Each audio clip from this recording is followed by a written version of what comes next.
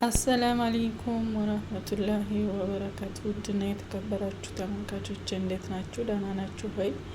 የዛሬው ደግሞ የቦምቦሊኖ ወይም ዶናት አሰራር ነው። እዚህ ጋር የጨመርኩት ማለት ነው። ስጨምር አላሳየኋችሁም። ትንሽ እርሾና ጨው፣ ስኳር፣ ወተትና እንቁላል ነው ማለት የታወቀ ነው። እና እዚህ ጋር ዱቄት ማለት ነው እና በዚህ መልኩ ከጨመርኩ በኋላ ትንሽ ቫኒላ ቤኪንግ ፓውደር ብታረጉም ባታረጉም ችግር የለውም፣ ግን ቢደረግበትም ያን ያክል የሚያመጣው ለውጥ የለም ማለት ነው ውዶችዬ። እና በዚህ መልኩ ያው እንግዲህ እንደተለመደው ማሸት ነው። እንደዚህ በደንብ ካሸነው በኋላ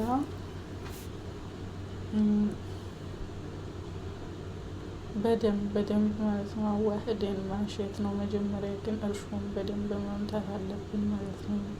ምክንያቱም አንዳንድ እርሾ ዱቄት ላይ ከጨመርነው ቶሎ ኩፋ ያስብልልንም ማለት ነው። እና መጀመሪያ በውሃ ብጥብጥ ማድረግ አለብን ሁሉንም ማለት ነው፣ የምንጨምራቸውን ማለት ነው። እና ከዛው በጣም ይዋሃድልናል ማለት ነው።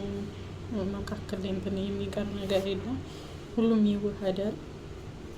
ከዛ ያው ዘይት የማይቀር ነገር ነው ማለት ነው። ምክንያቱም ማንኛውንም ነገር ስንሰራ ዘይት ወይም ደግሞ ቅቤ ካለን ከጨመርንበት ማለት ነው። ቅቤ ስላችሁ የኛ ነገር የተነጠረውን ቅቤ አይደለም።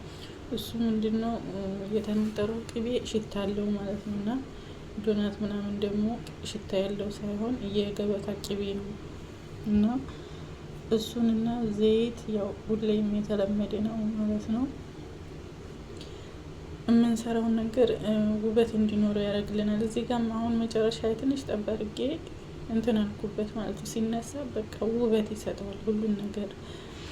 በኋላም ስንሰራው ደግሞ ውበትና ወዝ ያመጣልና የሆነ ዘይት ወይ ደግሞ ቅቤ መጨመር ግድ ነው ማለት ነው።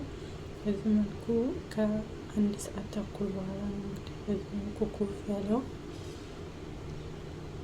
እንደምታዩት እንግዲህ በቃ ውስጡ ክፍት ነው፣ እዩት፣ በጣም ክፍት ነው ውስጡ ማለት ነው። እና ሳህናችን አይዝብን፣ እጃችን አይጨማለቅ።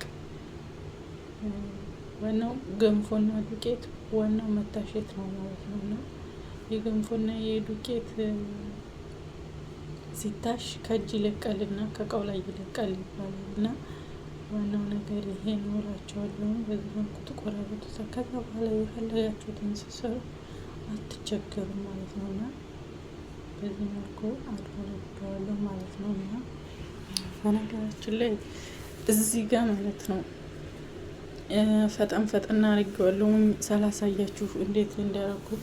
ትንሽዬ ዳመጥ አረኩትና የሻይ ኢብሪቅ የሻይ ማፍለያ ኢብሪቅ አለች፣ በእሷ ክዳን መሀሉን ትበሱታላችሁ ማለት ነው። ከዛ በኋላ ደግሞ በእሷ ቅርጽ ታወጡና ቅርጽ ካወጣችሁ በኋላ መሀሏን በሀይላንድ ክዳን ትበሷታላችሁ ማለት ነው። የዶናት መስሪያው የሌላችሁ ያላችሁ ያው የዶናት መስሪያው አለ የሚገዛ፣ በሱ ትሰሩታላችሁ ማለት ነው። የዶናት ቅርጽ ማውጫ አለ ማለት ነው። እና የሌላችሁ ግን በሻይ ቡሽ በሻይ ማፍያ ክዳን ማለት ነው ቅርጽ ታወጣላችሁ። ከዛ መሀሏን በሀይላንድ ክዳን ትበሷትና በዚህ መልኩ ትጠብሱታላችሁ ማለት ነው።